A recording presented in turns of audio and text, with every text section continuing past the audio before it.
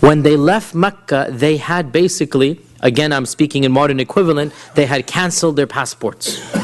They had renegated from their tribe, because that's the whole point now. So when they go back in, they cannot just expect the same protection. So each one of them has to find new protection. Each one of them has to find a new sponsor. Like, what's going to be my entry visa to get into Mecca? And we have some stories about what happened here. Uthman ibn Madhoon. Uthman ibn Madhoon, one of the famous Sahaba, and he has a lot of stories in the seerah, and he died an early death in one of the battles of Shaheed. Uthman ibn Madhoon reached out to Waleed ibn Al Mugheera, the same one who is the famous poet, because he had a friendship with him. And Waleed ibn Al Mugheera agreed. And so Al-Waleed marched with him, and they publicly announced, this is how they enacted treaties, they publicly announced, Al-Waleed said, I have given my protection to Uthman ibn Madhoon. And so Uthman remained completely protected. Waleed is one of the most powerful men in Mecca. We already said Allah revealed verses in the Quran. This is the father of who? Khalid ibn al-Walid. This is the father of Khalid, right? This is the one whom Allah reveals Surah Muddathir. ذَرْنِي وَمَنْ خَلَقْتُ وَحِيدًا وَجَعَلْتُ لَهُ مَالًا مَمْدُودًا وَبَنِينَ شُهُودًا. All of this Allah is talking about. This is Al-Walid. The one who فَكَّرَ وَقَدَّرَ. He thought, what am I going to say about the Prophet ﷺ? And then he said, this is a strange type of magic. This is Al-Walid, one of the most powerful men, rivaling Abu Jahl. So Al-Walid gave protection to Uthman. And because this is Walid, Uthman, not a hair on his head was touched. Now, Ibn Ishaq says, when Uthman would go back and forth in the city, and he would see the Muslims being persecuted, and he would see that he himself was untouched, his guilt began to get the better of him, even though he's not doing anything wrong. And he said, how come they are suffering and I am in safety? How come they are suffering and I am in safety? So one day he went to Al-Waleed ibn Al Mugheera, and he said that, oh my uncle, Waleed is a senior man, elder man, oh my uncle, please take your protection back. رُدَّ عَلَيَّ جِوَارَكَ. Your jiwar is called the protection. Just take back your jiwar. So Al-Waleed said, my nephew, what has happened? Has anybody harmed you? Have I not done my service? I mean, is there anything, why do you want to return it? It's a very obviously big thing. Why do you want to return it? So he said, I cannot bear to see my fellow brothers and sisters suffer while I have this freedom. SubhanAllah. Look at, now there's nothing sinful per se about Uthman's situation, but his conscience was so strong. He said, why do I have, just because I have a friendship with Waleed from the days of Jahiliyyah, now he's protecting me, how about the rest of the people? How about Ibn Mas'ud? How about Bilal? How about even the other people who returned from Abyssinia and who didn't get the protection I got? It's not fair. And so he voluntarily returned Al-Waleed's protection. And Al-Waleed came to the Kaaba, and he said that, O people of Mecca, Uthman has asked that I return his protection to him.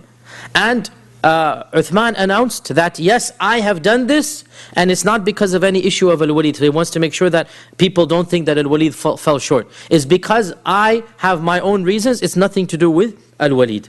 So, okay, announcement is made. They're not going to just jump and attack on him. I mean, okay, the announcement is made. Now he comes walking back, and he passes by a very famous poet who was visiting Mecca at the time. One of the most famous poets, so much so he is of the mu'allaqat, or he is of the poets who has written the most famous poetry in pre-Islam. And he is one of those poets who eventually accepted Islam. Eventually, right now he's not a Muslim. He's one of the few of the mighty poets, if you like, who eventually accepted Islam. His name is Labid. His name is Labid. And he passed by, and Labid was sitting on the majlis, and all the people of Quraysh were surrounded. The poetry, this is their entertainment, right? So Labid is reciting poetry. And Labid was not from the Quraysh, he was a visitor. They had invited him for their festival. So Labid is reciting poetry, and so he begins to listen. Labid says, and he recites a line of poetry, أَلَا كُلُّ شَيْءٍ مَا خَلَى اللَّهَ بَاطِلُ. Now, pause here, footnote. The Prophet ﷺ said, the most truthful statement that any poet has ever said is this statement of Al-Waleed.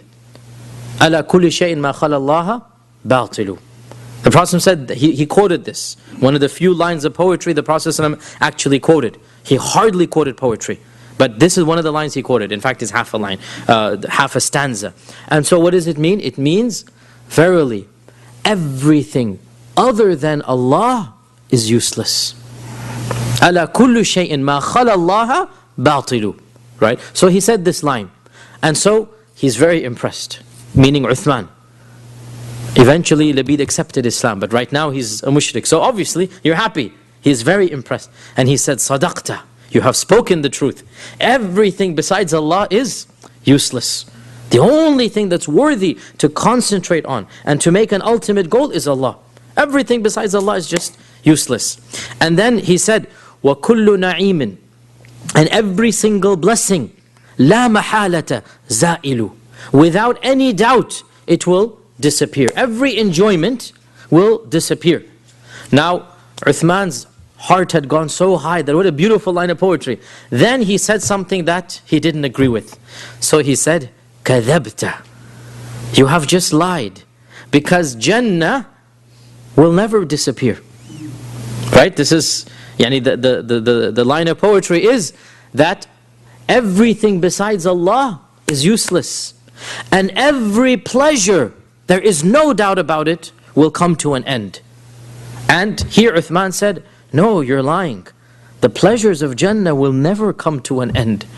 Now this is in a large, you imagine this, this is the dignitary, this is the VIP, right? All of the Quraysh around him, he has just withdrawn his protection, right? And right then and there, literally on the way back, because they had the Nadi over there, on the way back he utters this statement. And Labid gets irritated. I mean, he is the guest of honor here. And he said, since when have you treated your guests with this manner? I mean, if you stand up and, a speaker has come from another place, since when have you, this is rude. I am your guest, you've invited me to recite my poetry, and now he doesn't know what's going on, obviously. Labid doesn't know that Uthman is a Muslim, and he doesn't understand all of this, right? So he considers Uthman a heckler in the audience, right? You understand this, right? And so he says to the Quraysh, since when has this become your custom that you heckle your visitors? And so somebody stood up in anger and gave him a hard smack and basically gave him a black eye. And his left eye became completely swollen, and he went home. And when Al-Waleed heard, Al-Waleed came rushing to his house and said, my nephew, why did you get rid of my protection? I mean, I could have, it's foolishness. Come back with me, I'll give it back to you. I mean, you see what's happening here. And so Uthman responds that, no, this is not a problem at all. Verily, and this is a classic line of Uthman, he said, verily, my other eye is now in need of the blessings that this eye has gotten. My other eye is jealous now. It needs to get the same thing as this eye. And he refused to get back under the protection of Al-Waleed. And this shows us that, subhanAllah, I mean, some of the Sahaba did get that protection. Some of them remained in it, right? And this shows us people are at different levels. And there's nothing wrong with those who remained, but some of them did not feel comfortable, and so they returned their protection.